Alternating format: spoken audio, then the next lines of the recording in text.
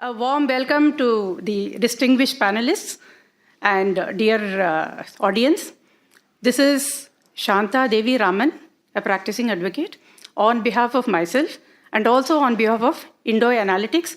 Welcome all of you for this great discussion on Constitution. Now, the INDOI Analytics, this is a company which is into data analytics. They take up very lot of issues wherein socially every person feels that there is little confusion, or there is a data which is missing, or they feel that they have to be guided by the intellectuals. In those areas, immediately INDOI Analytics gets into it, conducts various programs. The influencers, they call the speakers, influencers, intellectually strong people, to address the people and to make them understand the concept and how the development takes place, how the improvement, what is the kind of an improvement which should be there. So in that sequence, they have been conducting various events, pan-India basis, and they even conducted last month in December, they conducted one on revisiting Constitution in the Constitution Club of Delhi. They do it in Punjab also, and they do in various places.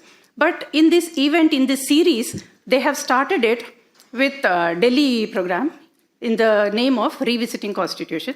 So this is the second in the sequence with the name of Colloquy on Constitution.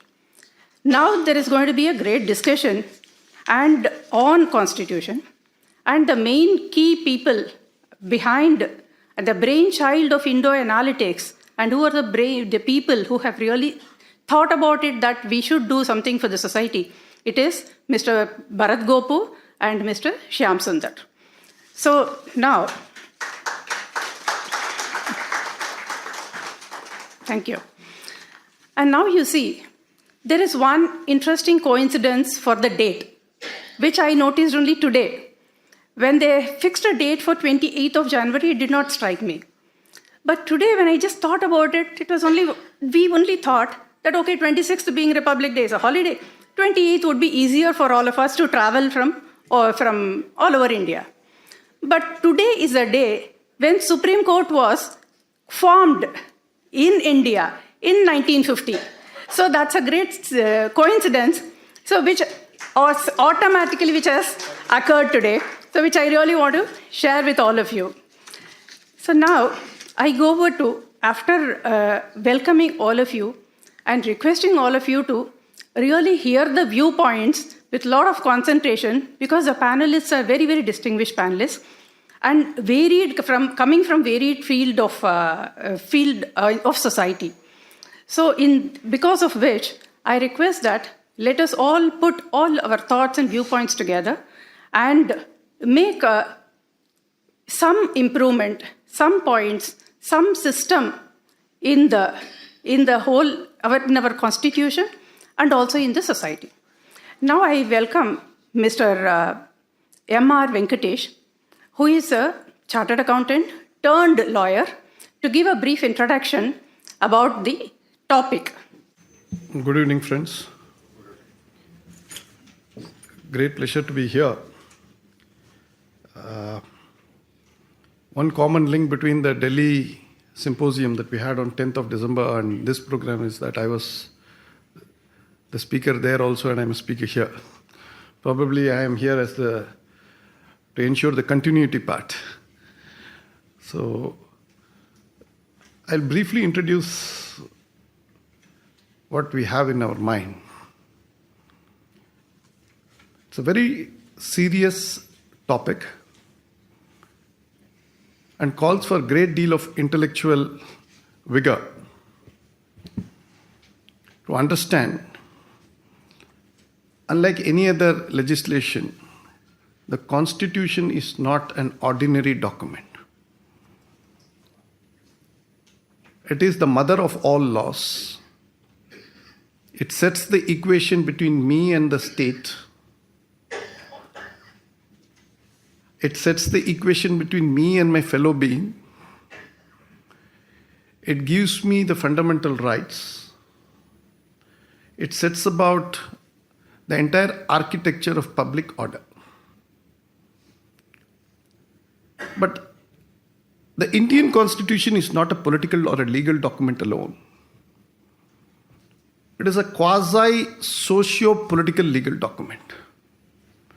So there is enormous amount of social construct, political construct, and of course, since it was written predominantly by lawyers, it's a legal construct.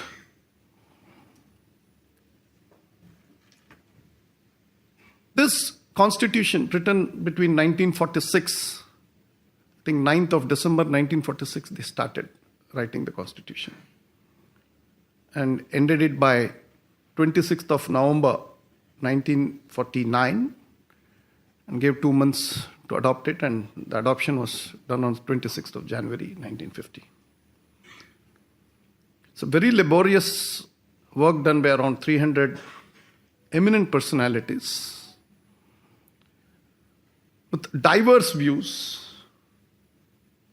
full of accommodation, knowing fully well that I don't agree with your views, but I subscribe to your views in the national interest, one of accommodative spirit,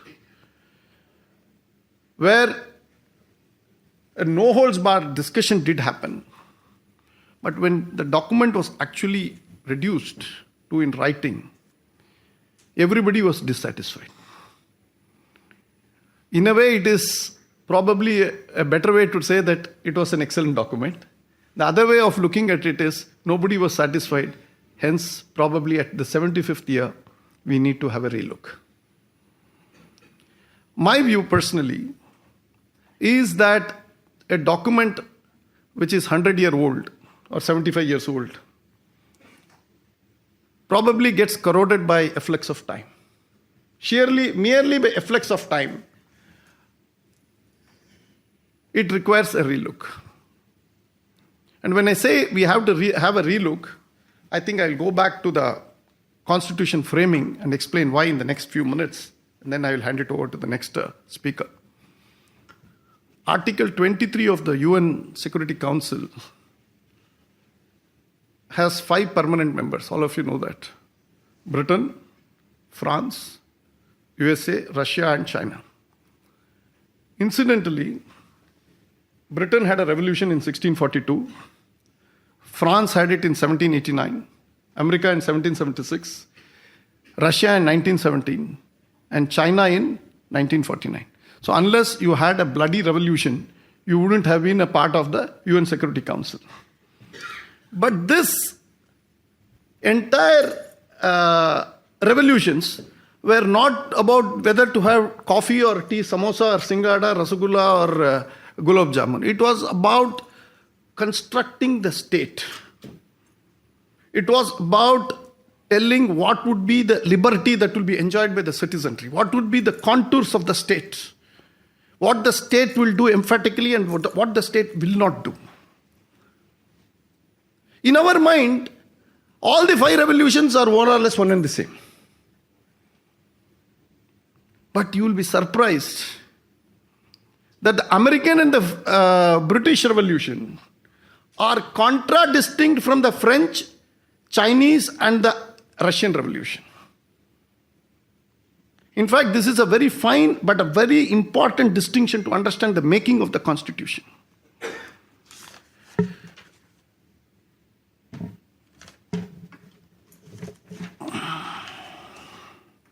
I'll read a book written by Os Guinness. He says, unlike the English and the American revolutions, which were rooted in the Bible, the French, Russian, and the Chinese revolutions were rooted in the French Enlightenment, which was actually a protest against the church. The last 3 revolutions are overtly anti-biblical, anti-religious, and anti-Christian, and their overall record on freedom has been dismal. Far from ushering a final form of freedom and representing a second coming of the Epicurus, their claim to be the true and reliable source of human freedom have been left in tatters by the history of the repressive secularist regimes in the 20th century and the slaughter of millions of their own citizens. Now comes a very interesting part. For the Americans, interests were the guiding force. For the French, reason. For American, freedom was to be preserved against the state. For the French, the state was to be used as a reason for delivery. For American, individualism mattered. For French, fraternity mattered. So what we did, we read all these things. We were overawed by the beauty of every construct. So we said, we the people from the American Constitution. We said liberty, equality and fraternity from the French Constitution. Luckily, the makers of the Constitution were not biologists. Otherwise, they would have taken the head of a camel, the neck of a giraffe, the tail of a pig, the stomach of a cow. And they said, look at it, what a beautiful Constitution we have made. I will tell you. In fact, Vaitishwaran was talking to me some time back and we were discussing this. It's a brilliant statement by Justice Krishna here. He says, Indian jurisprudence is fertilized more by the Thames and not by the Potomac. This was his metaphorical way of telling that we follow the British jurisprudence and not the American jurisprudence. I would say that we neither follow the Thames nor the Potomac. We follow more of the Seine, which is the river that flows through France, especially in our economics. And for economic secularism, socialism that we have taken in our constitution, the flow comes from the French Revolution rather than from the American or from the British Revolution. So our socialism comes from French Revolution. Our idea of liberty comes from the American Revolution.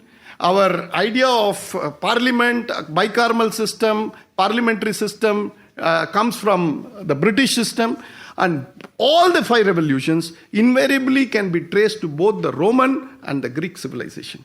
So we are half Greek, half Roman, and definitely not Indian. And sir, you will be amazed to know, 60 kilometers as the crow flies from here, there is a town called Uttaramerur, a small, quaint town.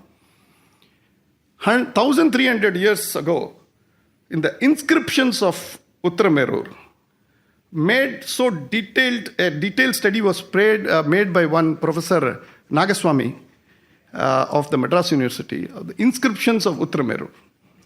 And the way democracy flourished 1,300 years back, who will contest? What will be his qualification? Who will vote? The modern electoral code of conduct will be shamed in presence of that particular documents. But what do we read in our legal textbooks? Demos comes from Greek. Democracy comes from Athens. The central force of all our thought processes is the polis, and politics emanates from the Greek word polis. So, as if there was nothing in this constitution. In fact, on 21st of November 1949, one speaker says, we have looked at Ireland, France, Germany, Britain, America, Canada.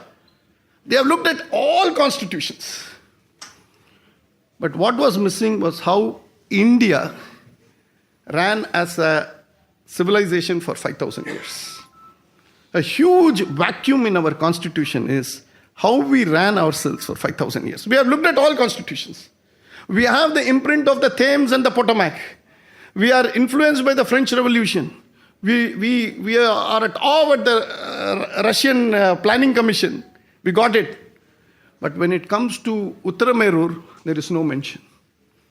In fact, till 1946, the slogan for freedom was Ramarajya. It was the alternate name that we will promise and deliver Ramarajya. 1946, when the Constitution Committee started writing the draft Constitution, I always say that we suffer from a disease called perestroika triophobia. It is the fear of Friday the 13th. Friday the 13th, on December 1946, Nehru brings in the aims and objects resolution in the Constitution. There are 8 bullet points that he lists. The fifth one, believe me, it is 1946, December. The partition of the country is not even being talked about. We talk about the partition only in the month of April, May, or June of 1947. In 1946, the fifth point that Nehru makes about is, we will safeguard the interest of the minorities. And he says, I believe in socialism. So the two scourges that have been gnawing at the vitals of the Indian constitution, socialism and secularism, reflected in Article 29 and 30. And that is why today we have come to a stage where we don't understand what is this state all about. Does it protect me as somebody who believes in the civilization? Or it only riles me and allows the Supreme Court to come with a judgment on something like Sabrimala? The Sabrimala judgment, you cannot fault the Supreme Court, you have to fault the Constitution for it. You can't have a judgment like Sabrimala given this Constitution. The Supreme Court is eminently right because it interpreted the Constitution correctly. But the fault is with the Constitution. Let us go back to the emergency. The entire judgments that flowed, Keshavananda Bharati, Golaknath, ADM Jabalpur, it was so much of a confusion that it required a genius in Palkiwala to reduce so much of a judgment to two words, basic structure. And why basic structure of the Constitution? Because the basic structure of the state is indeterminate. If you have an indeterminate Article 12, that it can come up to your bedroom and also talk about privacy as a fundamental right. Today we are talking about marital rapes. We are also saying that there is a right to privacy. There's so much of confusion. There's so much of issues that we need to revisit some of the fundamental pillars of the Constitution. And I'm sure there is no harm in revisiting the Constitution in all these parameters. I just thrown open a random set of issues. That its origins are Greek and Latin, if I have to say the phrase, use the phrase. Definitely not Indian. In fact, on 1947, 15th August, the then Prime Minister uses the word soul of India. He says, in fact, let me see if I have this.